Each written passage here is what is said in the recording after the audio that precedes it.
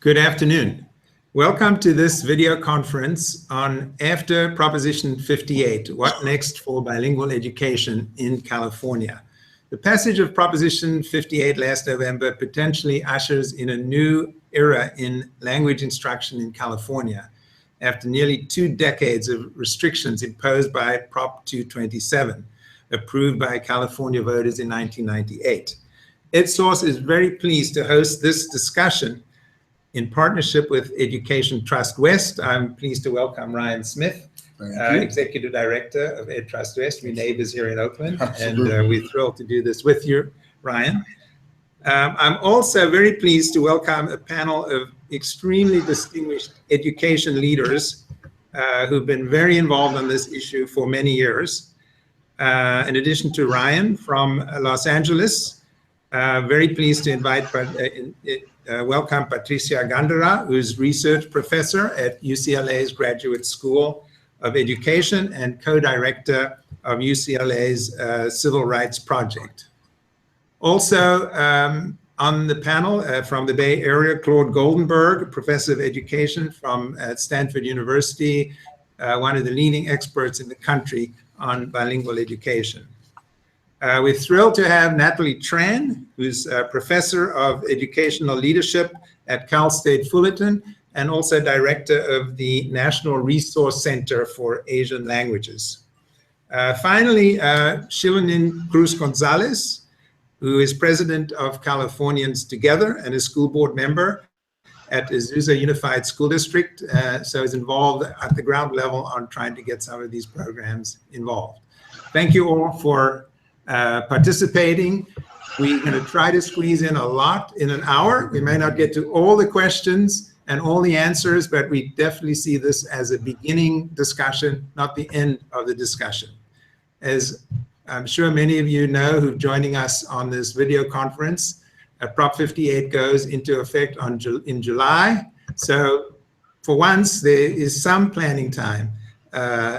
So hopefully we will talk about what some of the next steps will be. Let me go first to Claude Goldenberg at Stanford. Claude, there's a lot of confusion about what bilingual education programs consist of, particularly given that bilingual education hasn't really been on the policy and education table for many years in California. Could you just give us a quick rundown on what some of the options are that people should be considering now that Prop 58 opens the door to bilingual education programs? Sure, I'd be happy to. Thanks, Louis, and thanks for inviting me, and welcome to everyone for participating in this conference. There are basically 3 types of bilingual education models, and each of them have different flavors and varieties. One type of bilingual education is what's called transitional bilingual education. The goal is not bilingualism or biliteracy. It's to provide students with academic instruction in their home language until they have enough academic skills and enough proficiency in English that they can transition to all English instruction. Usually that's between 2 to 4, 2 to 5 years. So that's transitional bilingual education. There are 2 other types of bilingual education, both of which have goals of bilingualism and biliteracy. It's not, they don't use the home language just to transition over to English, but they use the home language to continue supporting and developing the home language. There are 2 types of these. One is what's called developmental bilingual education, which is where you have one language minority group. It can be Spanish speaking, Khmer, Cambodian, whatever. And the goal there is for students from that language group. In the early years, it looks just like transitional bilingual education because children are getting their academic instruction in the primary language, but they're also getting English instruction. By the way, all of these models have as a principal goal proficiency in English. So in none of these models is English proficiency downplayed or its importance diminished. But in developmental programs, you have children from one language group, they learn academic subjects in the primary language, home language, they get English instruction. But then even once they have enough proficiency in English, the home language instruction continues. It continues to develop, they continue building on it, so that at the end of 4, 5, 6, 8 years, depending on how long the program is, the students are still proficient in the home language, have developed it further, but are also proficient in English. Then the final model is what's called dual language instruction. And in that case, you have students from two different language groups. The majority language, which obviously in the United States is English, and a minority language, Spanish, Khmer, Cambodian. And there the goal is bilingualism and biliteracy and biculturalism for both groups of students. English students develop their skills in English, their home language, but they also learn academics and learn language in the language of the other group. And the children from the language minority group, they develop their academic skills in their home language, but they also develop proficiency in English. And the end goal of dual language programs or dual immersion programs is bilingualism and biliteracy for both groups of students. Let me just ask you quickly, and we'll come back to this, but do you have any sense of where the greatest demand will be now that Prop 58 allows parents and others to request programs, dual language, bilingual programs that weren't in place before? Well, it's hard to say. I mean, my guess is that there will be an upsurge in demand for dual language programs. We've seen this around the country. Up maybe a decade ago, there were maybe 300 dual language programs around the country. There are now over 1,000. And there are states from Oregon, literally from Oregon to the Washington, D.C. suburbs that have implemented and are implementing dual language programs. And one of the reasons there's been an upsurge in demand is that middle-class families from English-speaking families are seeing the value of bilingualism, and they're starting to ask for bilingual education as an advantage for their children as well as for other children. So it's a good guess that there's going to be an upsurge in dual language. How much demand there's going to be for transitional, I don't really know. I can't really predict. I suspect some of my colleagues would have a better sense of that. Well, let me jump to Patricia Gandara now. Just in terms of resources, I think this is one of the questions, is what resources are going to be available to school districts in order, if there is going to be any expansion. What are some of the tools that they could be using to put some meat on the bones of Prop 58? Well, you know, we have a new education finance system in the state of California called the LCFF, and that new system actually generates funds. The children who are English learners are generating funds for their schools, and at least theoretically, those funds should be going back to those students to help support their education. So this is a wonderful moment in time, and this was not missed on the legislators who created Proposition 58, that these two things would go hand in hand, that the funding that is generated by the English learners could well be used to help mount these programs for students if parents requested them. So there are many ways in which the local control funding formula funds can be used to support the education of these children. Certainly in just the mounting of dual language or bilingual programs themselves. But, you know, we wrote a report about 1.5 years ago, but considerably before Proposition 58 passed. And even in an environment without Proposition 58, we had argued that a very good use of those funds would be to incentivize teachers to come into bilingual instruction, to either we have many teachers in California who speak more than one language, but who have not prepared as bilingual teachers because why would they? There wasn't really a job for them. So these funds can be used to incentivize those individuals. These funds can be used to help transition teachers who do have bilingual credentials into programs. We know that we need to up our game in the state because we haven't been paying a lot of attention to this over the years, and we need to develop stronger professional development for bilingual teachers, and that too, funding can be used for that as well. Can I just ask you though, are you referring to the local control, the LCAPs, and the local control and accountability plan, which last couple of years there's supposed to be programs in place for English learners? How do you think school districts have been doing in that on that front? And do you think Prop 58 will give an impetus to really do more? Many of us are very worried about how school districts have been doing on that front. And it's been very hard to tell from the LCAPs where districts are doing much that's very different or even more targeted to English learners, those students who are generating the funds. So I do think that Proposition 58 can serve as an impetus to get more of that funding targeted towards these students. But a critical piece here is that parents need to be informed. We need to do a very good job across districts across the state in informing parents about what the opportunities are that exist now, what those programs look like, what they have to offer, and what kinds of resources will be needed. Because parents, the way the law was written, parents are supposed to be prime movers of this. So we need to get the information into their hands. Well, I'm going to segue to Shalonine Cruz Gonzalez, who in your role as President of Californians Together, you're looking at these issues statewide, but you're also involved on the school district. How can parents be involved in this? I mean, what are some of the strategies that school districts should be thinking about at the moment?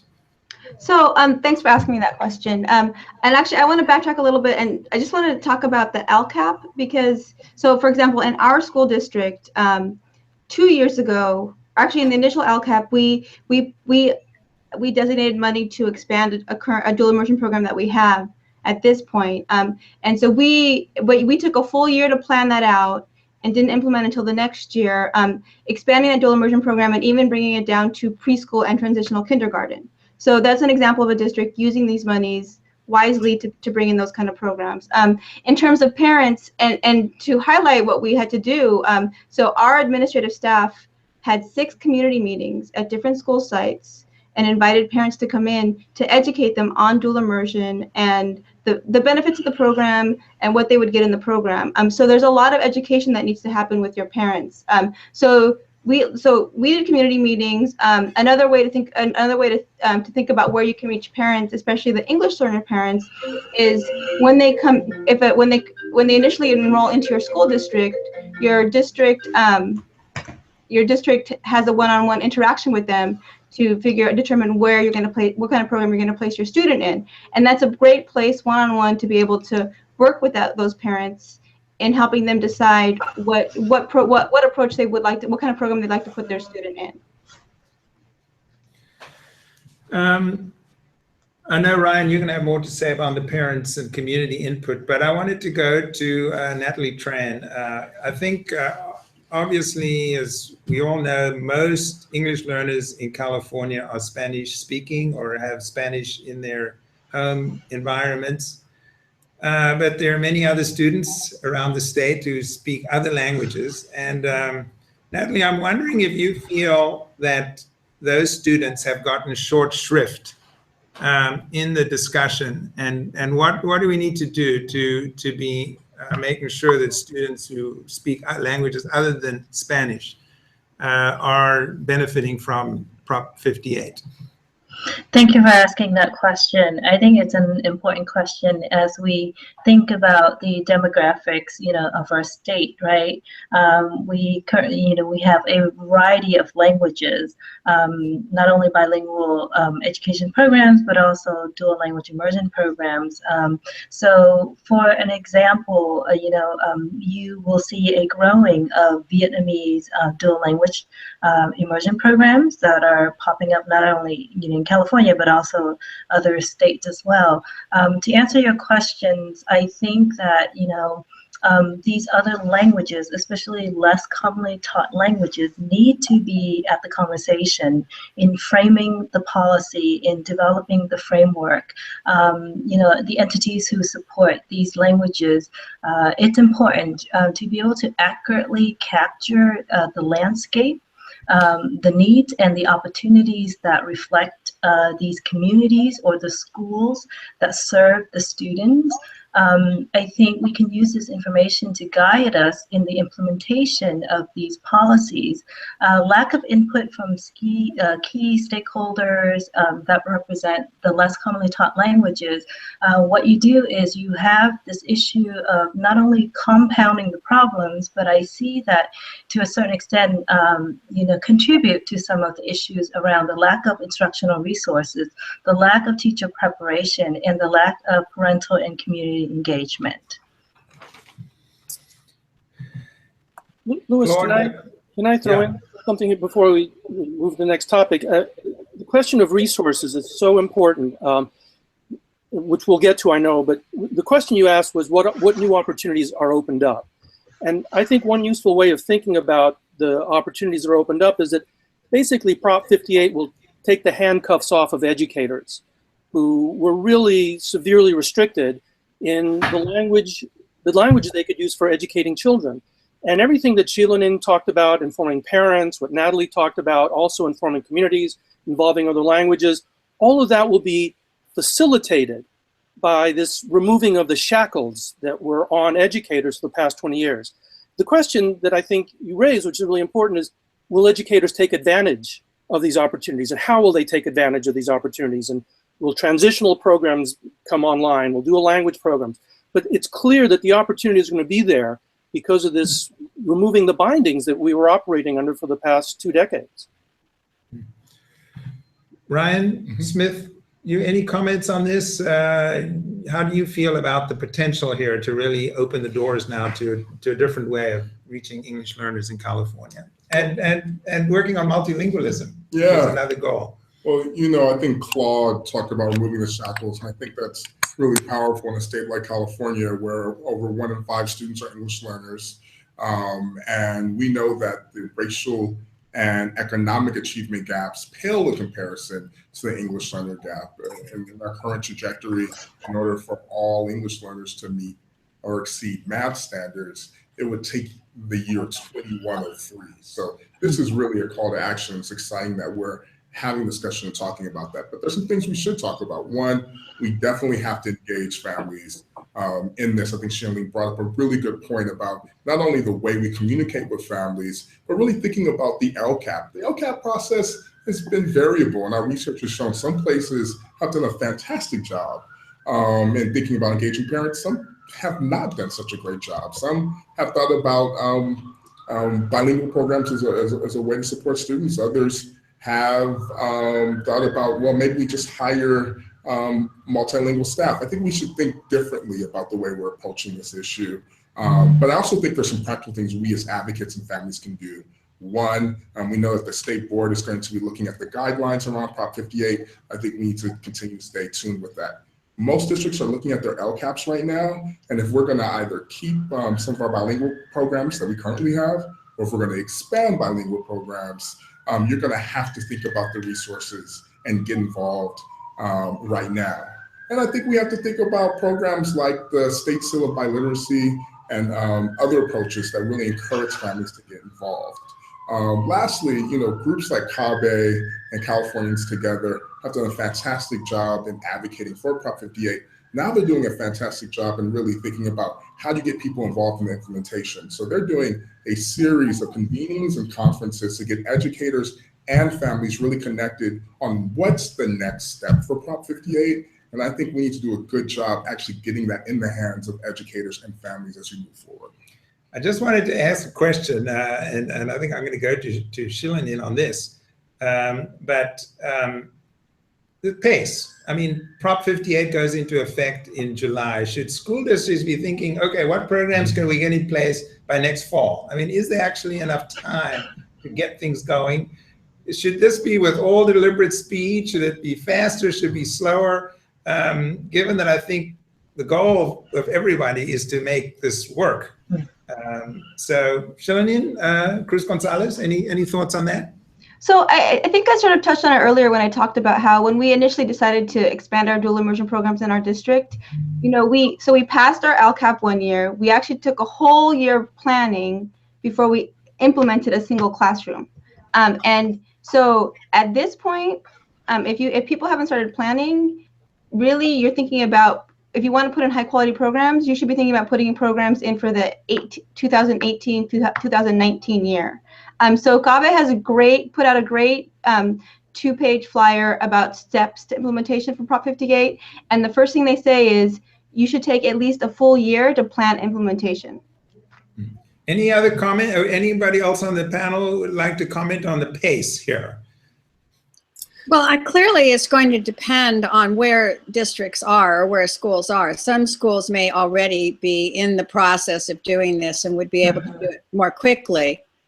But I think certainly the guideline here that most experts have settled on is that it requires at least a year, whenever that year began, to be able to mount these programs. Yeah, Louis, I am going to want to add something though too to the types of programs whenever we get to that point. I would just add to that we want to really be careful. All deliberate speed, obviously, we want to take advantage of the resources and the opportunities, but we really need to consider the consequences of rushing headlong willy-nilly and not taking the time to plan, make sure. I mean, we're going to be talking about teachers soon. I mean, that is probably the biggest single bottleneck, getting qualified educators in there, because they have to be qualified not only linguistically, but also educationally. I mean, it's just not enough to have a teacher who's fluent in Khmer or fluent in Korean or fluent in Spanish. They have to be really good educators. So the standard is very high, and I think the worst thing we could do is to rush into this headlong and have a bunch of programs that crash and burn. I mean, that would just be a big disservice to the field. Okay, you Yes. raised the issue of teachers, so let's jump into that issue. As everybody I'm sure on this call knows, there's a shortage of teachers in California, greater or less extent in some districts and some subject areas. So where do we stand in terms of the people power, the teaching power that we will need to implement bilingual programs? What can be done? Yeah, I'd like to comment on that. I think that the short answer to your question is we don't know where we stand, because we haven't collected these data.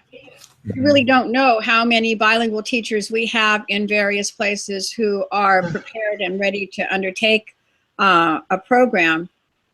And we don't know how many people we have out in the districts who could be prepared, who actually have all or most of the skills, but have never gone through the credentialing process, because why do that if there's no job?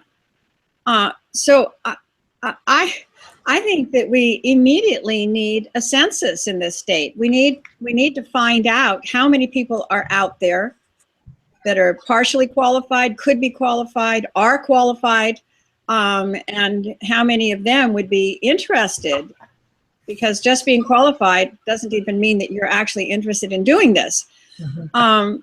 And I think we need to take into account the 125,000 kids that we've had graduate with the seal of biliteracy over the last 5 years, and consider if there aren't ways that we could incentivize their moving in this direction. Before we go to the next person on the panel, I just wanted to invite any questions from those of you who are watching on our website. You can tweet us your questions. You can send us a question via Facebook, or you can just quickly send us a question on our website or on our email server, questions@edsource.org. Natalie Tran, the issue of teachers who are proficient in languages other than Spanish is also a challenge. What's the situation there, and what are you doing in this area? So in this area, we have to be very creative. Some of the points that Patricia mentioned earlier about, looking at high school students who have graduated, who have taken and have passed the seal of biliteracy. Fortunately for us, in some of the less commonly taught languages, such as Vietnamese, we currently have the seal of biliteracy where high school students could take the exams. And we have the number, some districts who are offering that have been tracking the number of students, who those students are. I think there are a couple of ways in which we need to address some of the shortages in these less commonly taught languages. One, certainly the seal by literacy, but working closely with the school district, with the universities, right, who are doing teacher preparation.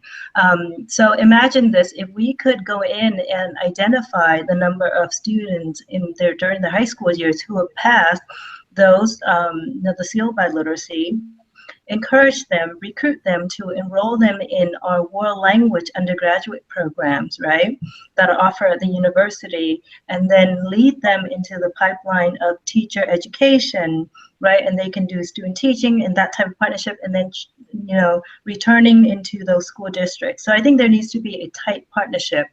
The second approach that I think that was brought onto the table was doing a needs assessment of, the language proficiency among the current teachers, what that might look like, and perhaps providing additional training for both language proficiency as well as methodology.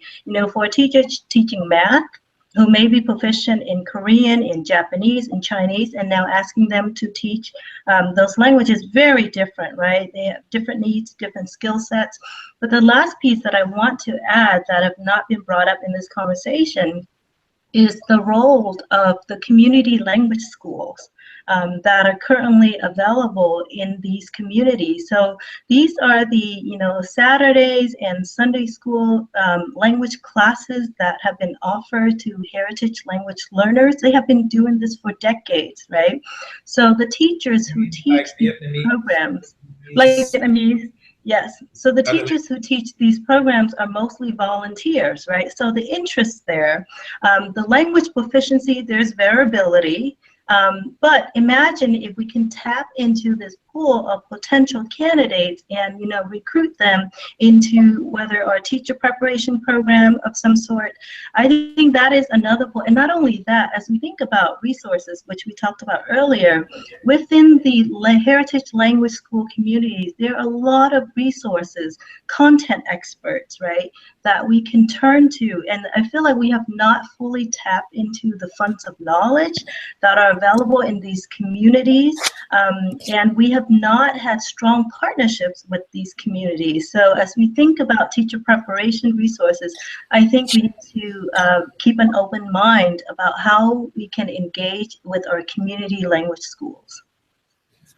Ryan, you wanted to jump in on this? I'd say, as state policymakers are thinking about potential bills currently, I would say I think it's really important that we start thinking about as we build a pipeline, loan forgiveness programs for bilingual teacher candidates, like from the Apple program, the Block program, and Title II professional development. I also think we need to identify biliterate and bicultural classified staff in our surveying as well, that we could potentially build into a pipeline of more bilingual, multilingual teachers too. So we have to think differently about recruitment moving forward. Can I jump in here, Louis? Goldberg. I think all the suggestions that are put on the table are very useful and need to be part of the mix. I would just want to throw in one sort of cautionary note, and that is that we've got to see the current and impending shortage of bilingual teachers as really a subset of a much larger problem. We have a shortage of teachers in some areas more than others. And there are many reasons for that. We probably don't have time to get into. In fact, I know we don't have time to get into all of them.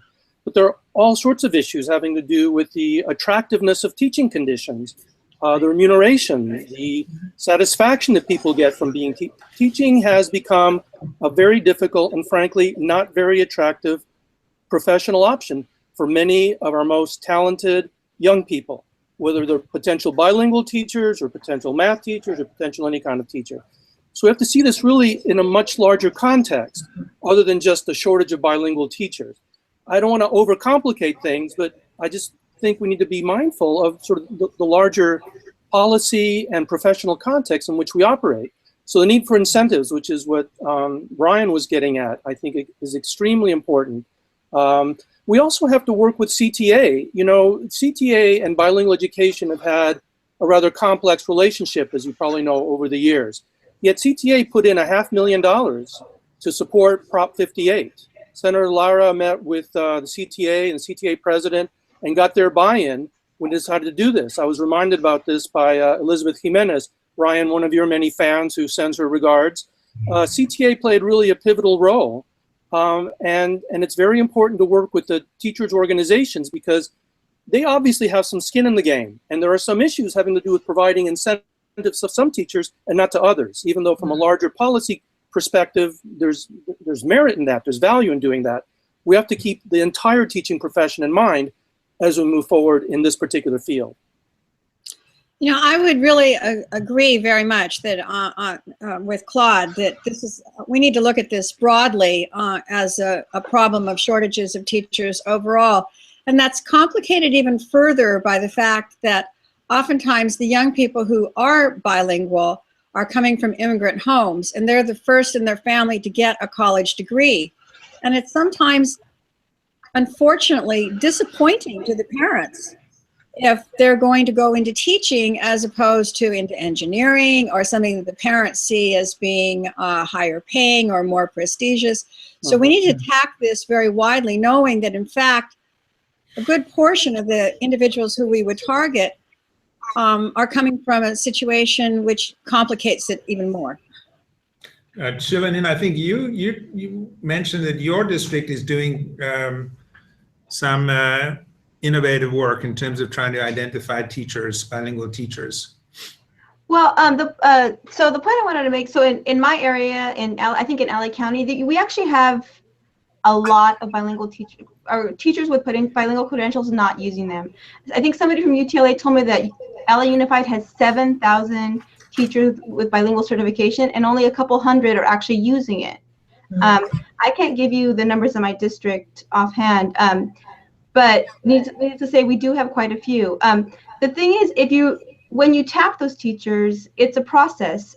One, I would say, if they haven't been using it for quite a while, you have to make sure that there's a lot of training involved, professional development, to make sure that they're up to speed with implementing programs. And honestly, after, Claude talked about these shackles, after a couple decades of this hostility against bilingualism in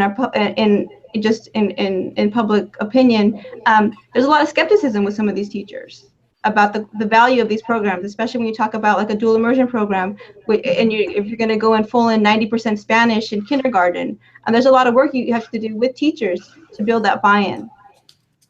And there's also it's also a harder lift. I mean, just to pick up on what Shilanin said, I've heard the same thing. I mean, there are more credentialed teachers, there are more credentialed bilingual teachers that are actually using their bilingual credential to teach students. And one of the reasons for that, as Shilanin indicated, is that, it really is a tougher lift to teach in bilingual programs. You have to develop, in many cases, your own materials. Unless the organization in the school and district is really top-notch, you're having to do double duty in the sense of teaching in both languages. That's double preparation. So there are a lot of legitimate additional obligations put on bilingual credentialed teachers on top of the other obligations and duties that teachers nowadays face. So we have to look at this realistically, not romantically, what the challenges are, and take into account the larger context both within the profession and in the policy arena. And this is Shilanin, and I just wanted to jump in again. That's very true. So for example, in our district, we have a professional learning community just for our dual immersion teachers. So they meet on a regular basis all together, all of them, to be able to work through issues that they're dealing with in their programs. And additionally, we give them a lot of support. You don't think about these things, but with assessment, right? We're ensuring that we're not asking these teachers to double assess these kids. So we're not telling them, the kindergarten teachers, that you have to assess them both in English and Spanish on the same test, because you're sending mixed messages if you do that. We're telling them we want you to teach in Spanish, but we're going to still test them in English. And so those are the kind of administrative decisions that districts have to realize that the choices they make to be able to be supportive of these programs. I wanted to pose a question that we got on Twitter. We could spend an hour and a half on this, so if we can try to keep it somewhat contained. But the question was, is there a state document specifying the qualifications for bilingual teachers? Are there standards and curricula approved by the state for these programs? Does somebody want to jump in on that? I know there's a bilingual authorization that teachers are supposed to have, but anybody want to elaborate on that? This is Shilonine. I'll jump in. I mean, I think I'm sure Patricia knows better than me about the credentialing piece.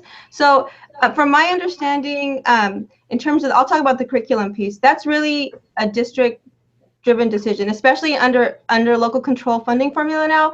The district has very much control over what kind of curriculum we're adopting, what kind of textbooks we're using. So very, very much driven locally. So that is not being driven at the state level. Obviously, the state could go, there's a lot of work the state could do in terms of providing resources and support to help so that we could implement great programs. But really, those are district decisions. Well, at the state level, there are very specific criteria for being credentialed as a bilingual teacher. But what we don't know is as important as what we do know. And we know that there's a lot of variation from program to program across the state and how they meet those requirements. But we don't know what are the strongest programs, or what is the strongest content that is provided to make a really high quality bilingual teacher versus a more mediocre bilingual teacher. This is a real big question for the research community, and understanding what exactly are the competencies that are essential for being a high quality bilingual teacher. Well, that actually relates to a question that we got. Who is offering high quality professional development that supports Prop 58 implementation? I don't know if it's too soon to answer that question, but any thoughts on that? This is Shilonine. I'll jump in again. So I happen to have in front of me CABE's 2-page piece. So obviously, CABE is the California Association for Bilingual Education, right? So they actually have a lot of resources. They have an annual conference, and they have local conferences too. There's an organization called the it's the, I don't know what it stands for, but ATDLE. I know that's its acronym, and they put on a big conference every summer just focused on dual immersion, and it's here in California. And I've heard great things. We send our teachers to that. I think let's see, what other resources do we have here? There's quite a few on this list, but CABE, if you go to their website and download this PDF, you could see those resources. You can also get that information from county offices. There's also the Center for Equity for English Learners, SEAL, at LMU, and I know they do some outstanding professional development as well. So there's a number of resources out there. LMU. Thinking about early education, and that's another area that I think people need to think about for the dual language learners coming into our system. The Sobrato Early Academic Language Model that comes out of your area, San Jose area, they offer a lot of great support for literacy. Another resource that you might want to attend to would be the resources that are supported by the language resource centers around the country. So currently there are 16 language resource centers focusing on a variety of languages. There are currently 2 in the state of California, one of which is our center, which is the National Resource Center for Asian Languages at Cal State Fullerton. The other center is actually also at UCLA. I think the UCLA Center support heritage language. From our center, we provide professional development focusing on 4 languages: Vietnamese, Korean, Chinese, and Japanese. So that's 3 times a year that we do that. We have a summer intensive institute, 5 days, where we invite the teachers and they spend some time with us on those 4 different languages, both world language and dual language immersion. One of the things we're going to do at EdSource is try to gather a list of resources around some of the professional development programs. So we will be compiling a list and posting it on our website. And if any of you who are watching know resources that should go on that list, please be sure to send it along. You can send it to the website, the email address we've been using, questions@edsource.org. Feel free to send any additional questions right now to the panel, as well as on our Twitter and Facebook page. The instructions are on your screen about how to do that. Can I add just one more resource? So EdSource West is releasing our second report on English learners, Unlocking Learning Science as a lever for English learner equity, and it actually focuses on the integration of language development and science as a means to actually accelerate the achievement of English learners. We actually released that this Thursday, and it's a field study of 5 districts who are really looking at the NGSS and ELD standards in a unique way, and excited to release that. So be on the lookout for that. Well, but let me just drill a little bit into that, because you raised the point that we talk about bilingual teachers, bilingual instruction, but it's also competency in different subject areas that we also would be looking at. I mean, particularly, in elementary school, of course, you'd have to have ability in all the subjects, but particularly middle school and high school, you're going to need to be able to drill down in some of these areas. So you've identified some issues in the science arena that need attention? Yeah, so we look at a number of districts throughout California, examples like Calipatria, Oakland, who, because the new standards are so language intensive and thought differently about, well, how do you support English learners within the science? But not only that, how do you actually accelerate the achievement of English learners through science? And it's fascinating. It's still early, but there's educators, there are educators on the ground who've really thought differently and uniquely about how to approach this issue. And I think this opens up the door for us to think, well, how do we close achievement gaps with English learners? And how do we tap into the examples across the state where it's already happening?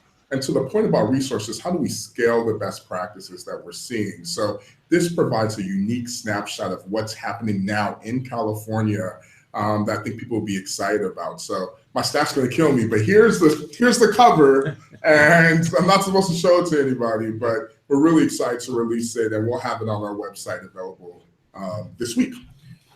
Well, related to that, there's another question here. As one of the participants says, I'm curious how other states have done in the area of bilingual education. Are there best practices that we can incorporate? Any thoughts amongst the panel about how California is doing relative to other states? Of course, we'd like to think we're further ahead. But Claude, you want to? There are several states that are further ahead of us. Utah is probably the example for the nation in going for dual language programs for all of their kids. Ultimately, they have a very strong resource in that state because they have a lot of missionaries who have prepared in other languages and then gone and served abroad. So they're utilizing a resource that they have. But Texas has also provided as bilingual education as the default program for their children, at least to the 5th grade. And so they have been consistently turning out more bilingual teachers than we do. Patricia, do you know, I mean, what's the status of dual language in Texas? Because their default model is basically a transitional one. Do you know if dual language is getting any traction there? I don't know what's happened recently, but you're absolutely right that theirs is a transition model that peters out very quickly after the 5th grade. Right. But I'm assuming from what I hear from my colleagues that dual language is also springing up as an attractive option in Texas as well as other places in the country. Yeah, I've seen it in Oregon, for example, in Colorado, and you know, they're struggling with many of the same issues that we're struggling with here. I mean, primarily one of staffing. Sure. It's the single biggest bottleneck. Now, some districts have tried, and some states have tried to recruit Spanish-speaking teachers from Latin America or from Spain.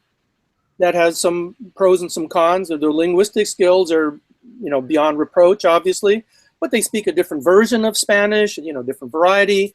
Their pedagogical skills might not be the same. So I think we're rejoining the rest of the country in trying to deal with these issues. Yeah, I think we're also joining other parts of the world. I could interject here that we've recently been focused on another issue that is related, and that is the 500,000 U.S. citizen kids who are now in Mexico trying to enter the education system in Mexico. as a result of the massive deportations and the return of families to Mexico.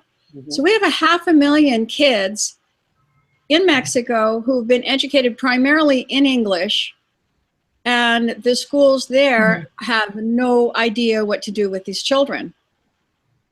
Fewer than 5% of Mexican teachers in the public schools speak English. There are no Spanish as a second language programs. There are no orientation programs.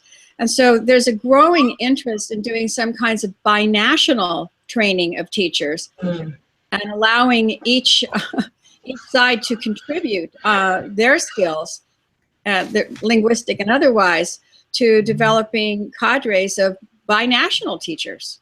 I mean, that would be really a good way to grow because what we need to do is grow the total population of bilingual teachers. Because I'm afraid one of the things we're going to see is that districts rating other districts to get bilingual teachers.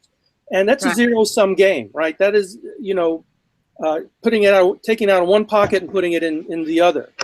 There's a big incentive for school districts to do this because it raises their ADA. If they can provide some attractive bilingual programs for kids in the surrounding area, they can create magnet programs this way, but then of course it disadvantages the neighboring districts. And one of the concerns that I've talked about with administrators in school districts is that they're afraid that this is going to happen, that they're going to have to either somehow offer additional incentives or raise the pay or do something, jump through some hoops to keep the teachers they have. So it's really not a system-wide solution to do that. We need to grow the population of bilingual teachers along the lines we've been talking about, including what Patricia just mentioned. That's really the challenge. I wanted to throw in another question. It's not a softball question, more difficult than it seems to answer. What can funders do to support the next steps of implementation? What do you mean by funders, Louis? Private, state? Foundation. Right. Well, I think some of the incentives that we've been talking about, that's probably going to require, definitely going to require additional funding. I can't imagine districts being able to come up with sufficient funds for loan forgiveness, for additional stipends, for additional support, additional incentives. I just don't think it's going to come from district budgets.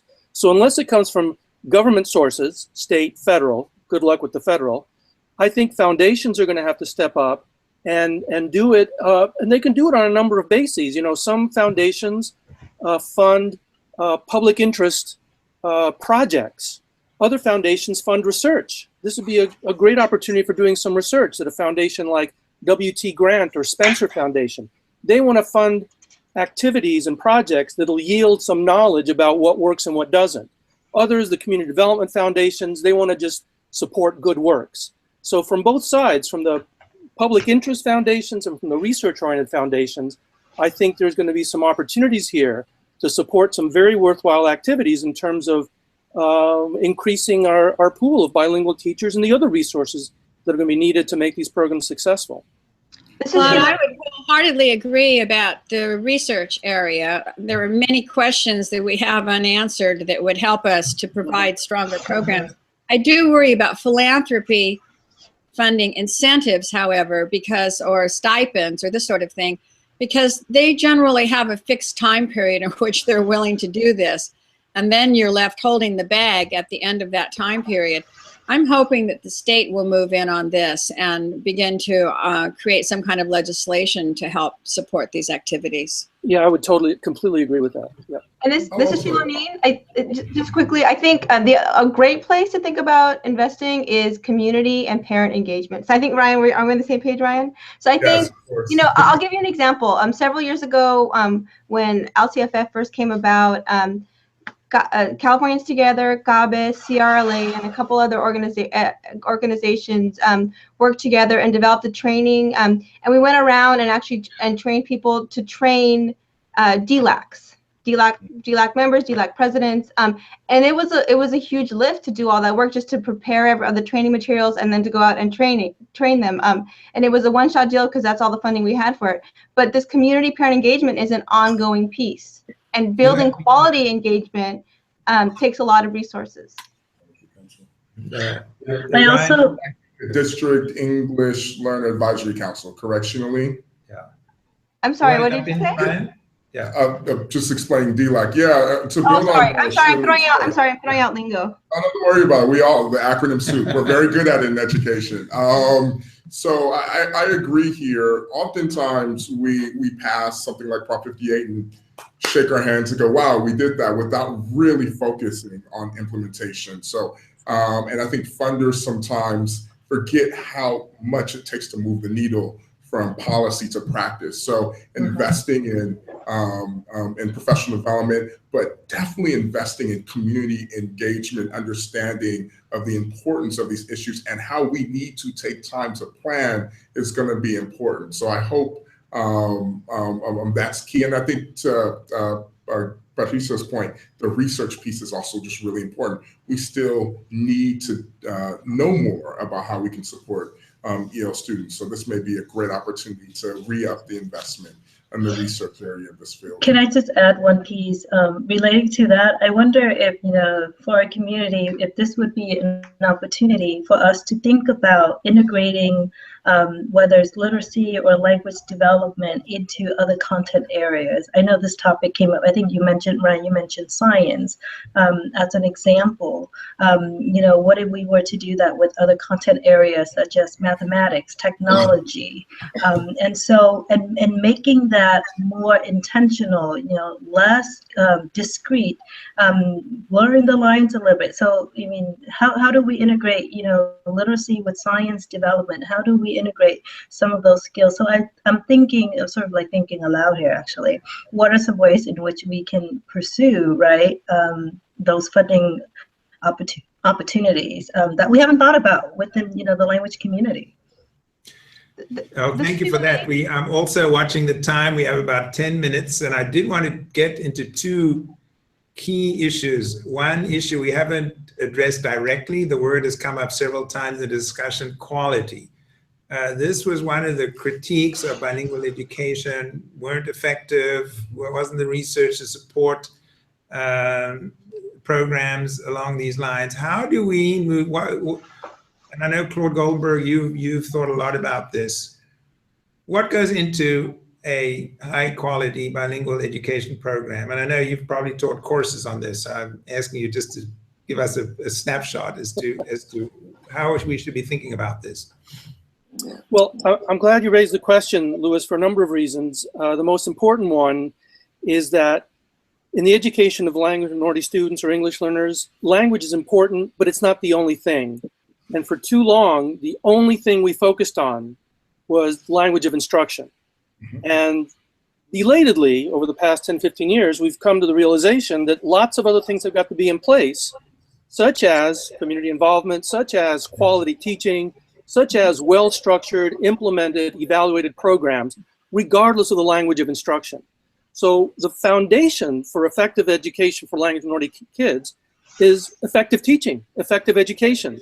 And we have a long list of things that we know are effective. Now, if you made a list and I made a list, our lists would be slightly divergent, but we could all come to agreement on certain things, modeling, clear objectives, frequent assessments, opportunities to engage, feedback, real life transfer of learning skills in school to outside. I mean, so there's a long list of things that we have very robust research base to demonstrate are effective instructional practices. And one of the dispiriting things that I find when I visit a lot of classrooms, that those things tend to get ignored. And if we ignore them at our own peril, and more importantly, at the peril of our children. So we need to implement and train teachers, implement programs and train teachers that are solid pedagogically from a teaching standpoint. That has got to be the foundation. Then we need to deploy linguistic resources strategically in a way that will benefit all students for the advantages of bilingualism, whether language minority students or language majority students.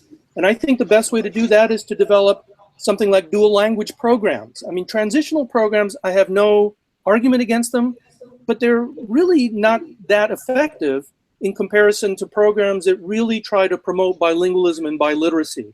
Yes, they do give some advantage in terms of language, English literacy skills. It's been quite robustly demonstrated that you learn to read in your first language, and that gives you an advantage in learning to read in a second language. I think we can put that debate to rest. So even if you have a transitional program, that's better than no use of the home language at all. But I think what we want to move towards are robust programs that promote bilingualism and biliteracy for all students. And on the basis of that, move forward in bilingual education. And we have to be strategic about our resources. I don't think we're ever going to solve the teacher shortage problem for bilingual education. I hate to sound so pessimistic, but I think it's always going to be nagging us. And so what we have to do is deploy these resources strategically. You might choose a few schools in your district where you're going to have your bilingual program, and that might become a magnet program. And you have to be careful where you house those, because I guarantee you the parents with more power are going to want those on their side of the tracks.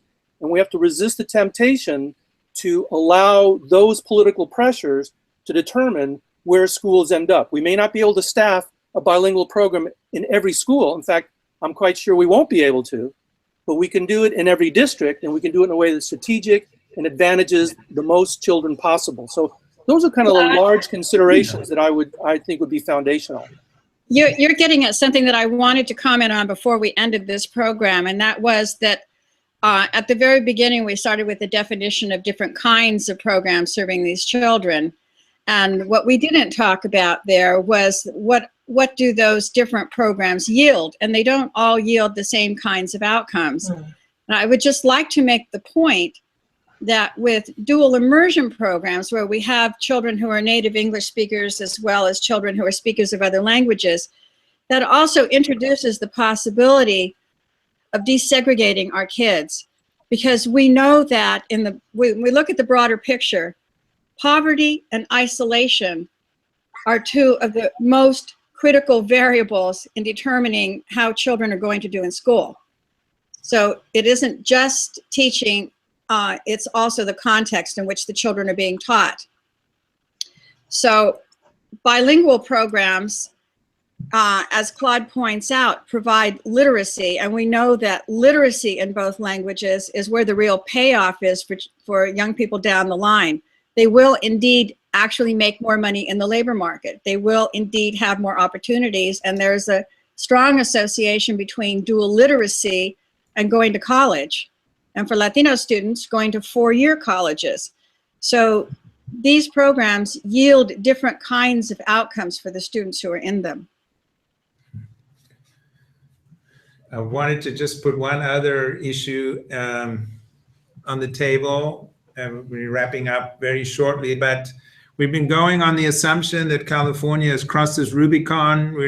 California embraces bilingual education, dual language programs, but we have had 20 years of basically an English-only regimen. And I'm sure there are many parts of the state and many people still feel for different reasons that English-only is the best way to go.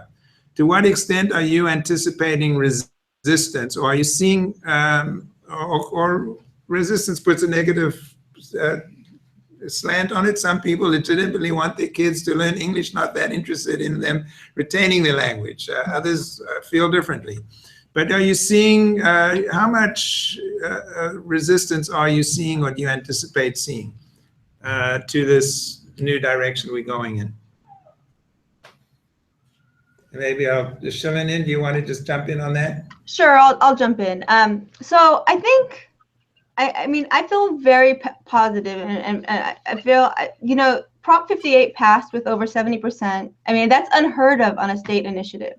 I think it passed in every single county in this whole state, and it really gives me optimism that we're going in a new direction. I think people are realizing now that it's a benefit to be bilingual. It's an asset to have, and so I think obviously you will find some resistance. I think more than resistance, what you're going to find is there's going to be a lot of education required, a lot of education. And what we're finding is that it builds upon itself. So, you know, the first year that we expanded our program, there was a lot of skepticism. But I think that we're actually hopeful that in the incoming year, we're going to be using our parents and our teachers who are now believers and have seen it now for a year and have see how effective it is, and they're going to be our messengers, right? They're the ones that are going to go out, talk to their neighbors, the teachers are going to talk to the parents and they're the ones that are going to relay the message of the benefits of these programs and how good they are for the kids. And Natalie, any thoughts on that? Yeah, I think that's going to vary depending on the communities that you work with, and the dynamics within the community, both in terms of generational as well as the political context in which the communities operate. I can say, for example, within the Vietnamese communities, there is certainly a generational gap for young parents in their 30s, early 40s with younger children, much more,